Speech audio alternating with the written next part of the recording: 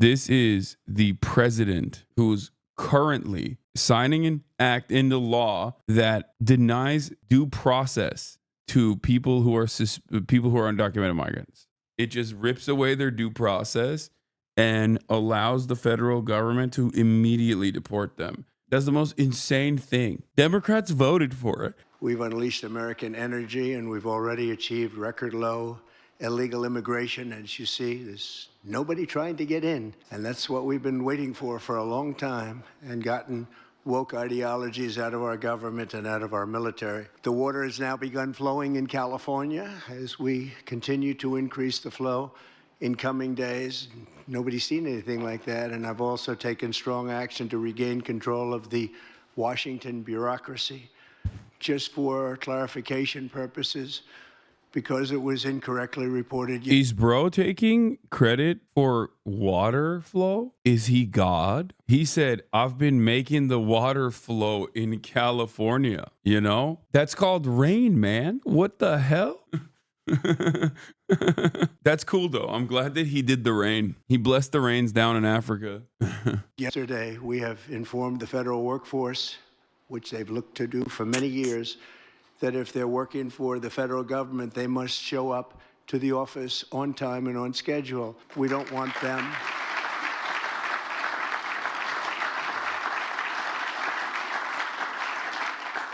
them to work from home because, as everyone knows, most of the time they're not working, they're not very productive.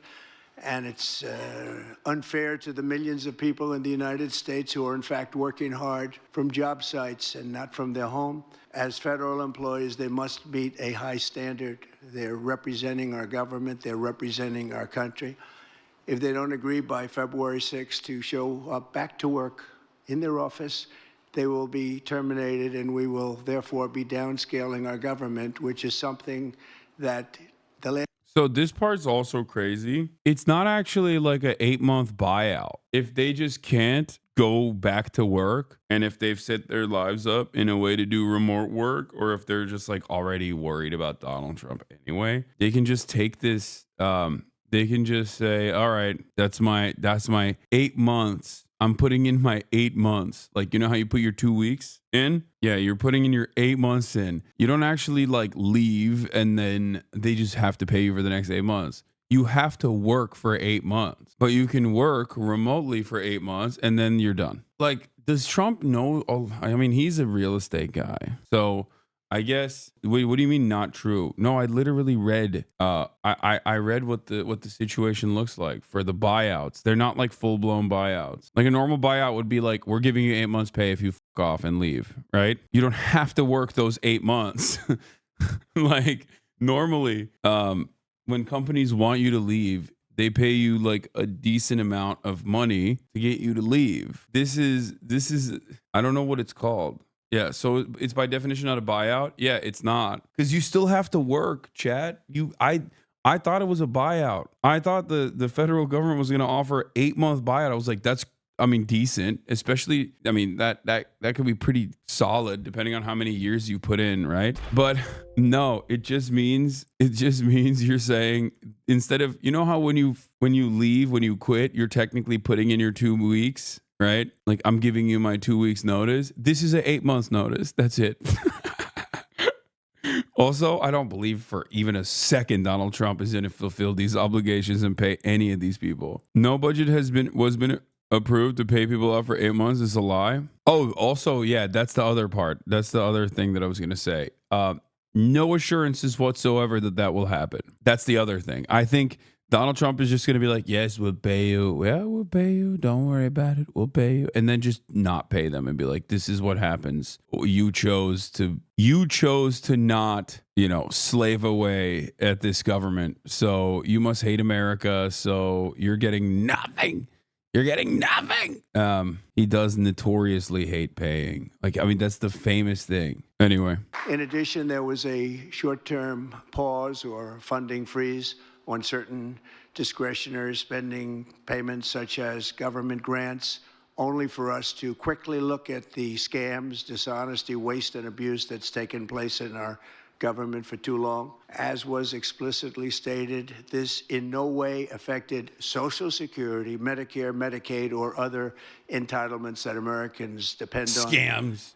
I've made abundantly clear from the very first day that I ran from office, that was a long time ago now, that's 2015. If you think about it, there is nothing funnier than a famously scamming real estate developer who very famously did a fucking rug pull a day before he officially became the president. A cryptocurrency rug pull is talking about how the real scam is Medicaid and welfare. The art of the deal, baby. Not a buyout. No, I said it's not a buyout. Oh, it says rare cases determined by your agency, you're not expected to work. So that was wrong. You don't have to work. So does democracy die in the darkness? Because I feel like I read this on, I read something on the Washington Post that said that you did have to work for 8 months initially. Maybe I'm wrong. Maybe I didn't. I don't know anymore. I don't know anything anymore. It might not have been Washington Post. It could have been Associated Press as well. I don't even know. I don't know anything. What the hell's going on nowadays? What the hell going on? Bob Menendez sentenced to 11 years in prison. I know I'm going to talk about that as well. There's a lot happening in the world. Let's continue. Announced in 2015 and we won in 2016. We did very well in 2020, but we did really well just recently. And I'm restating right now to correct any confusion that the media has purposely and somehow for whatever reason created. Social Security, Medicare, Medicaid have not been affected by any action we're taking in any way, shape, or form. We are merely looking at parts of the big bureaucracy where there has been tremendous waste and fraud and abuse. In that process, we identified and stopped $50 million being sent to Gaza to buy condoms for Hamas. 50 million. And you know what's happened to them? They've used them. They've used them. They've used them to make bombs. Like, this is not real, by the way. As I said, a Guardian reporter investigated it and found that it was not real at all, which is the least shocking turn of events of all time. I said this yesterday when Caroline Leavitt was like, oh, I can't believe we're doing that. I can't believe we're doing that. I can't believe we're sending $50 million worth of condoms to Hamas. Yeah. Let's hear what Hamas is doing with the condoms that we are definitely sending. As a method of making bombs. How about that? Yo, I hate this shit, dude. I can't stand this motherfucker. I can't stand this stupid ass government. And honestly, it's kind of both parties at this point. Like, because this dumb shit was also happening under the Brandon regime too. Like, they are absolutely, maybe they wouldn't have said like, oh, we're giving $50 million to Hamas for condoms and they're using it for bombs, but they'd be doing that about like sugar. It's a different attitude that we have, whereas the cruelty is still the same. It's still worse with the Republican ownership though. 100%. God damn, dude. It's so stupid. We stopped an attempt to make an illicit payment for illegal alien resettlement. We canceled $181 million in DEI. Yeah, also, here's some snippets, okay? No, the U.S. was never about to send $50 million worth of condoms to Gaza because Israel bans the entry of condoms to Gaza in the first place, along with crutches, seeded fruits, oxygen cylinders, water filtration systems, sleeping bags, cancer treatment, maternity kits, just so you understand. So condoms aren't even allowed. According to a comprehensive report issued in September by USAID, not a penny for the of the $60.8 million in contraceptive and condom shipments funded by the U.S. in the past year went to Gaza. In fact, the accounting shows there were no condoms sent to any part of the Middle East, and just one small shipment of $45,000 in oral and injectable contraceptives was sent to the region. All of it distributed to the government of Jordan. For the financial year of 2023, the most recent, for which data is available, only about 7 million worth of condoms were distributed globally by USAID, and the vast majority of family planning funds were spent in programs in Africa. What did I tell you yesterday? I didn't know a single damn thing about the actual details of this program, and I was like, I'm willing to bet that this is not like literally sending condoms to Gaza or whatever, but global sexual reproductive health measures, and they're just lying, and none of that went to Palestinians anyway, but they're probably just straight up lying about this, and it turns out they are. Strange. There was a community note on this tweet a while ago citing my reporting that what Press Secretary Elon Musk told her is not true, but note that Now that note has been removed. I wonder why. Here are the facts again for those who prefer not to be lied to. That's last year, and it still says the U.S. has sent $60 million for birth control and condoms somewhere else. Not the hill you want to die on. So if you sent condoms somewhere else and contraceptives somewhere else, that means you send it to Palestine as well. Oh, dude, I didn't realize if the circumstances were entirely different, then it still actually is an own. It still suits your purposes. I didn't realize, buying contraceptives for countries in Africa is the same as, giving it to Palestinians, I guess. Anyway, let's continue. Every single day, we're now putting America first and fighting to get the most out of every single tax dollar for our great citizens. We've gathered this afternoon to take another historic action. However, in a few moments, the Laken Riley Act will become the very first bill that I proudly sign into law as the 47th President of the United States.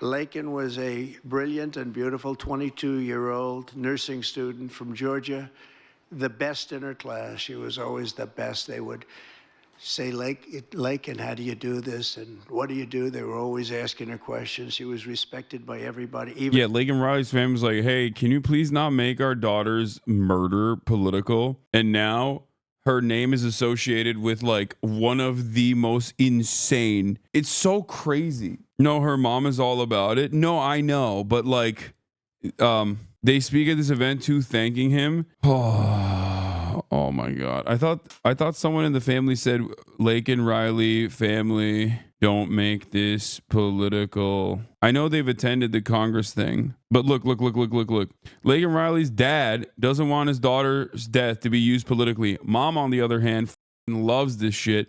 Laken Riley was killed while on a run by Georgia College campus. Suspect is a Venezuelan citizen who entered U.S. illegally. Father of Laken Riley doesn't want her death to be used politically. Mom, on the other hand, massive Trump head, loves the shit, is going crazy over it. I want to thank every House Republican, every Senate Republican, as well as the 12 Senate Democrats and the 48 House Democrats who voted to pass this vitally important bill, and many of them are with us today, and I really do appreciate it. And I very much especially appreciate the bipartisan support. The Democrats, really a big percentage of them came through, and plenty of them wanted to. They probably felt they couldn't, but they really wanted to. That they don't understand that would have made them a lot more popular, would have made them a lot better with their people.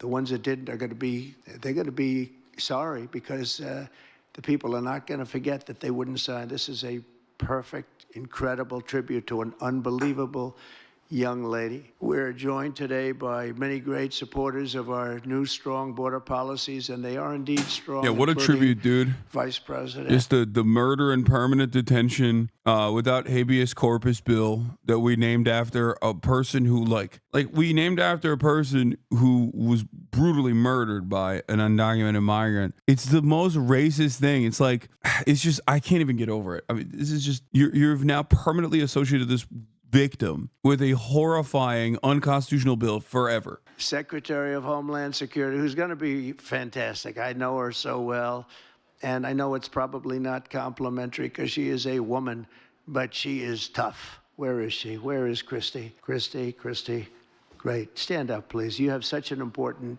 job to do.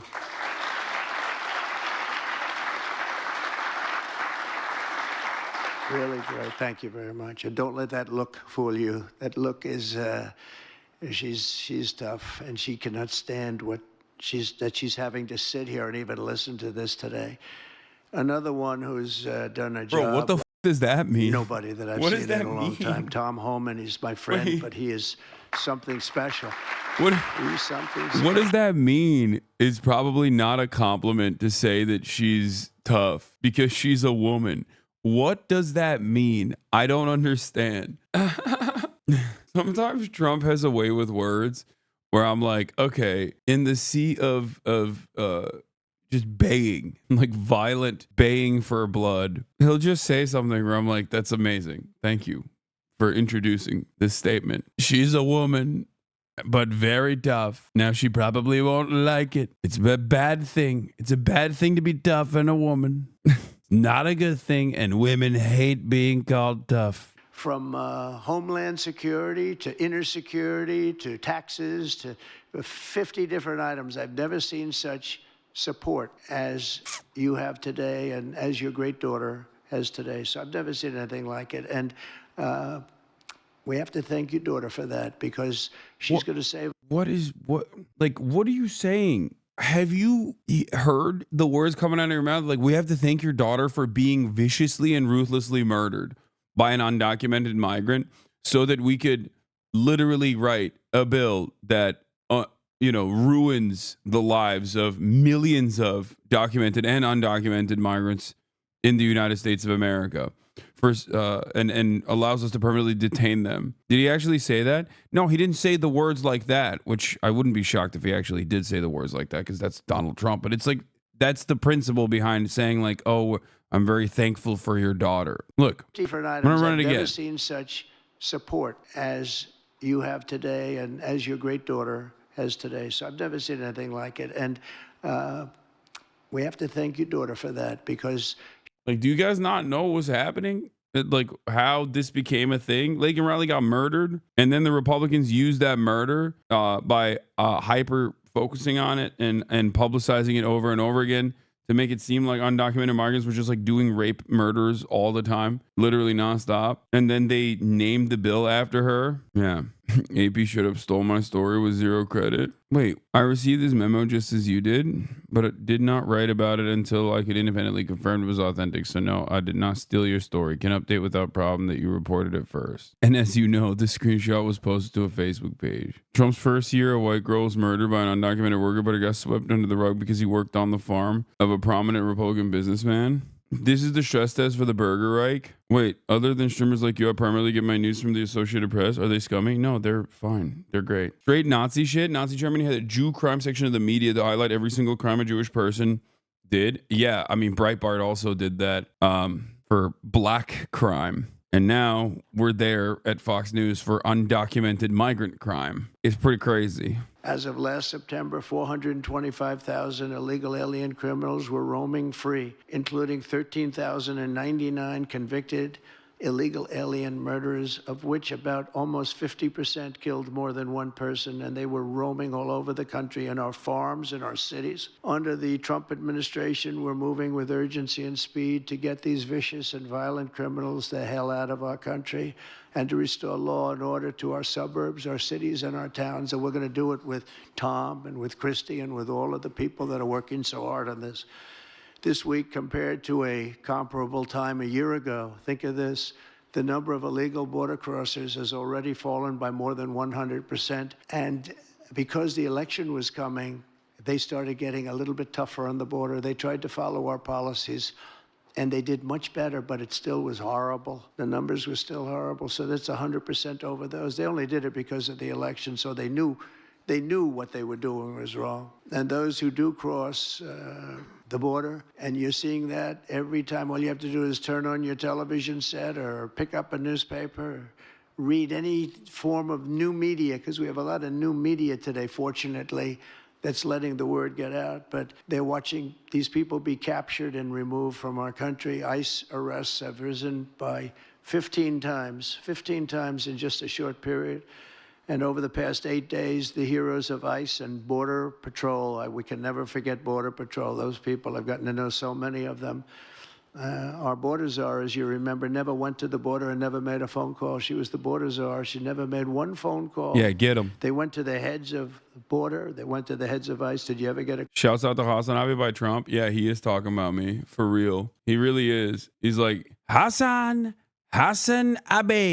Piker. He's done a lot. He's done a lot for me. He's done a lot. Kept playing the song. I will vote for Donald Trump. He's done a lot for me and the Mexicans. That's why all of the Latinos voted for me. All the Hispanics voted for me. I love my Mexicans. Definitely don't want him aware of you. I'm not going to lie, at this point, they probably are. I don't think Trump knows who I am directly, but there's a non-zero chance that I've been brought up in at least a meeting that he was attending. But yeah, like his sons know who the fuck I am. Guys, you have to remember, like I'm like Charlie Kirk. Charlie Kirk is a part of the Trump squad. This is a dude that I've debated all the way back in like 2016 at Politicon. I'm really important? No, it's not. It's not. That's not what I'm saying at all. It's so crazy, dude.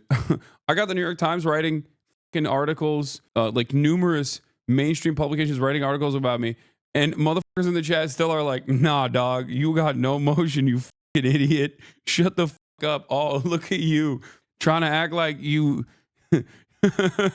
trying to act like anybody knows who the fuck you are. Shut up. Guys, I don't know if you know this. XQC met Donald Trump, another person who I know very well, who I used to be very friendly with, who then got groomed by Andrew Tate and became this like right-wing guy. Hates me and also interviewed Donald Trump. Like he interviewed Donald Trump. He kickstarted the Donald Trump media tour. Anyway, not good. It's not a good thing. But yeah, the reason why I said that is because he's talking about new media here.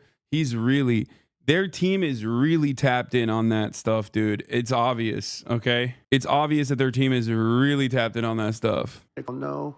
And she admitted she never made one call, but she was the border czar. And that's exactly what our border was all about. The heroes of ICE have arrested thousands and thousands of illegal alien criminals, including hundreds of gang members, traffickers, child predators, terrorists, and murderers. For the first time in history, we're loading dangerous and illegal aliens into military aircraft and flying them back to the places from which they came. You probably read about Colombia 2 days ago. They said, no, we're not taking them. I said, we're going to take them. You're going to take them. You're going to like it, too. You're going to take them.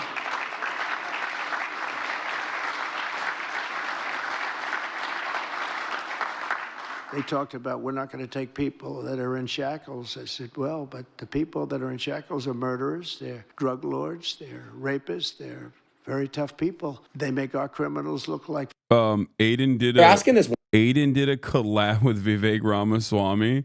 Oh my God. This has got to be a punishment, by the way. Like this, this has to be a punishment for Vivek Ramaswamy, dude. One thing I don't really know if I should ask here. You could just, wait, hold on. Let me pull it up for you really, really quick. Sometimes I think maybe I should have never started doing like political commentary on this. Sometimes I think to myself, perhaps doing political commentary on Twitch and just like in the streaming format was maybe not the best idea. Sorry, this, I don't even know what that is. That right there, if you prefer me to A lot of people are asking about the APAC. What is that? Ask about APAC. Oh, this guy keeps going. Ask him. Yeah, so APAC is basically a PAC. Well, it was a PAC. It's like a political donation group. But APAC is a particular political donation group that supports the cause of Israel in the United States. Oh, okay. So they're saying ask about APAC. And I think that probably what they mean is like, what's the influence of APAC on our politics? Yeah, that's what they mean. That's what they're asking for sure. This is his penance for telling downwardly mobile whites to study Steve Urkel. It's the deranged right-wing version of making celebrities meet with Al Sharpton after saying something racist. Talk about a humiliation ritual. Yeah, this is the right-wing version of that. Even Ryan responded. He said, they even have his face looking chastened in the promo image. It's the saddest he's ever looked. He knows he wasted years pretending to love Babylon Bee and monster trucks, and he has to start all over again because of his big mouth.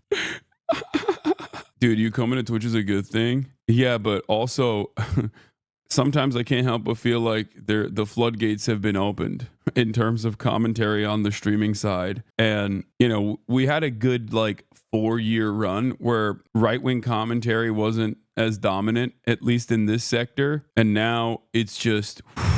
the floodgates have opened, dude. Pandora's box is opened. And I mean, look, it was inevitable that the right would move on to this new medium and really plant their flag in it. And we are there now. We are there. They're really planting that flag. For nice people, that's about the only thing that comes out of this. And I say, could you imagine you're a pilot on the plane and you have your co-pilot and you're sitting there and you have 150 people, no shackles, and they like to murder people? This would not be a good flight.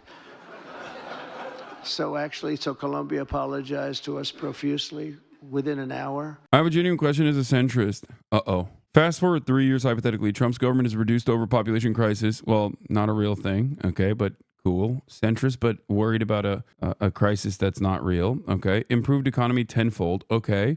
Kept world peace and ushered in ceasefires not only for Gaza but also Ukraine. Would the left say he did a decent job, or would they still hate him despite positive results?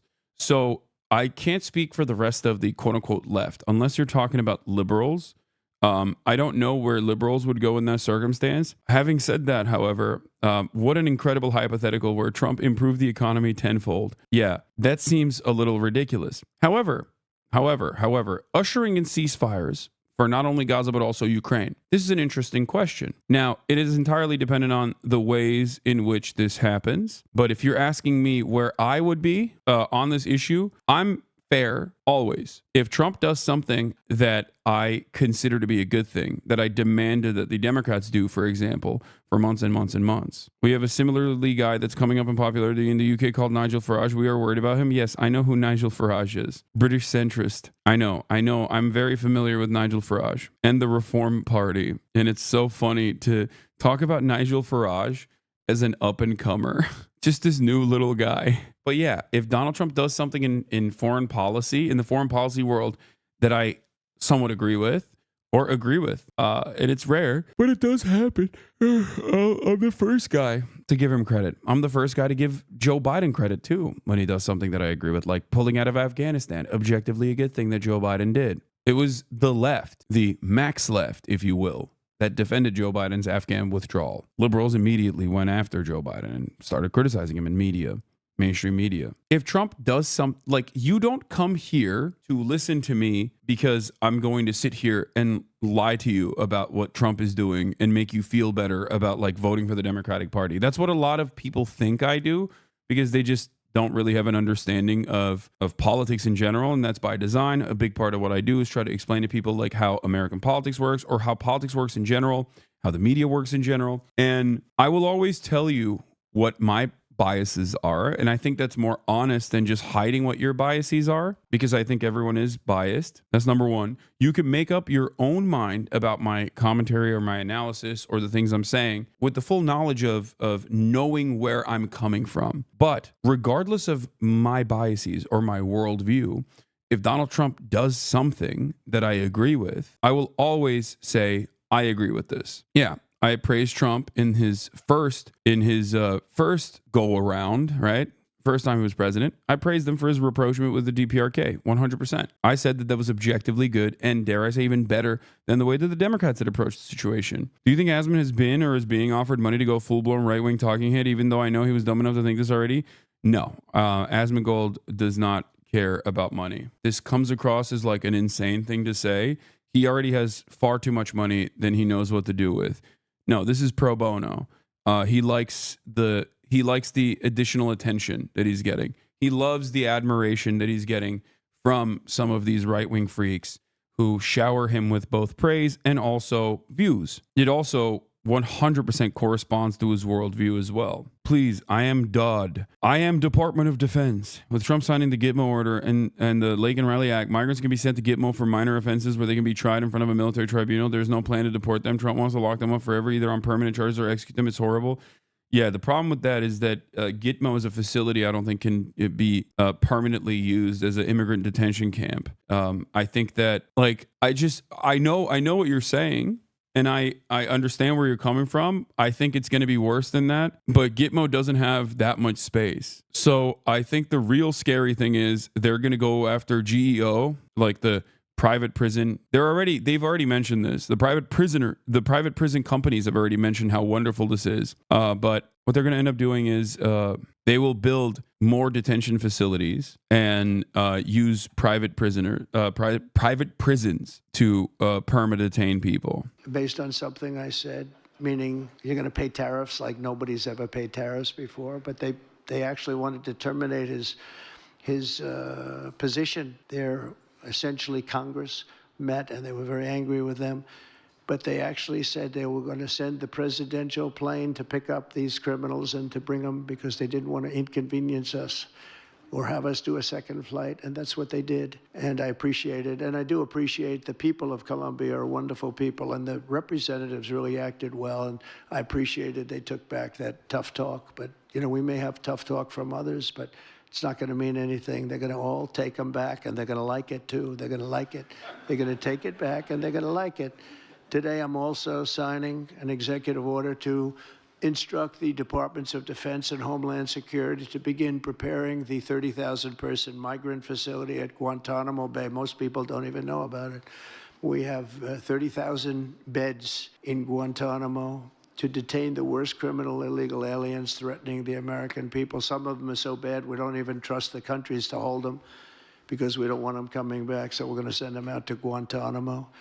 This will double our capacity. Yes, concentration camps. Remember, when I said that Trump said that he's going to do this and that this is real, there's a real problem and it's real Nazi shit. I just want to remind you that people were like, "Nah, it won't happen." Well, it has. You want to have a beer with people who want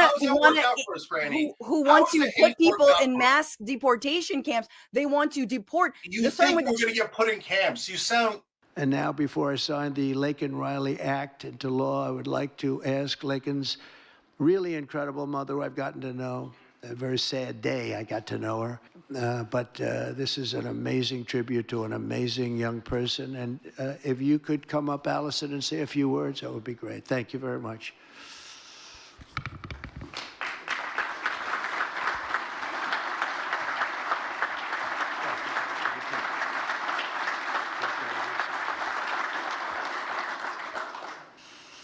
Thank you, President Trump.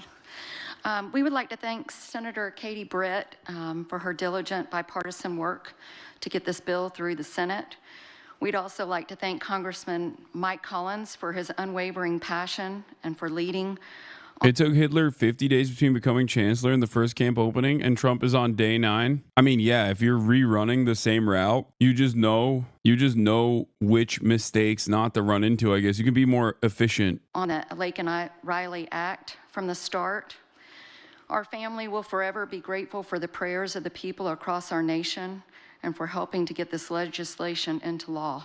We also want to thank President Trump for the promises he made to us. So you're saying we did learn from the Second World War? Yes, the worst lessons. We learned the wrong lessons. And here we are using the bad lessons that we learned. He said he would secure our borders and that he would never forget about Laken. And he hasn't. He's a man of his word. We trust that he will fight for the American people. Most importantly, I want to thank our Lord and Savior, Jesus Christ, because without his sacrifices, Laken's story would have ended on that horrific day that she... What are we...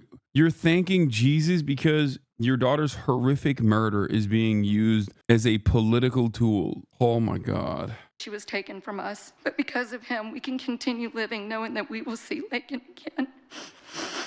There's no amount of change that will ever bring back our precious Laken, our hope moving forward. By the way, if you want to know how like the Trump stuff works, look, Beitar US, join us at the Jihad rally as we assist ICE in deportation efforts. We will document all attendees and even those in kafiyas and masks will identify thanks to Terror Watch 613. Beitar will submit the names and attendees to Donald Trump. Get out now. It's simply to try and stop people from exercising their First Amendment rights to free expression. Like, this is a vigil for Hind Rajab executed by the Israeli state, right? And at Zuccotti Park, they're setting up a vigil for her. Very famous story, as you guys know. And now that these pro-Israeli groups, fake AF, no, this isn't fake. That's not, you're wrong. We even saw this last night with, listen, we saw this last night on Will's stream. Remember? If you were watching it at that point, it was like probably 3 a.m., 4 a.m. But there was a political rally happening in Japan, like randomly. And in that political rally, groups from that party were filming the counter protesters. There was a counter protester at the rally saying, this is a cult, this party is a cult, this political party is a cult party. And the party itself, members of the party itself, were literally filming the counter protesters. Why do people do that? They do that so that they can intimidate and harass, find any sort of compromising footage of them. They do that specifically so they can stop any sort of counter protest from happening. This is the Zionist organization that is feeding the Trump admin the names of the people they want deported by simply attending the anti-genocide protests or vigils for tolerance by Israeli soldiers. The Trump admin is throwing away our constitutional rights to these vile people. Which civilians? Gaza has none, says Beitar USA. Yeah, this works alongside the face covering ban, the mask bans. First, they banned the masks so you can't, like, you know, hide your identity when you attend a protest or whatever. Then they petitioned the Trump administration to take, like, rigorous enforcement on people who are protesting against Israel, or even doing a vigil for one of the victims, one of the child victims of Israel. They'll go there and after unmasking you, they will film you, they will find your information, they'll dox you, and they will send it to the American government so the American government can take care of it. That is precisely what's going on here. It is a multifaceted approach to stopping free speech and free expression and any kind of political demonstration from happening as it pertains to the issue of Israel. And then the Trump administration is now, with this latest executive order, looking to deport people. They're looking to deport people for this. It's crazy. It's completely unacceptable. Thank you. We're going to sign this in honor of Laken Riley. Come on up here, some of the people that we love that have been so instrumental. Okay?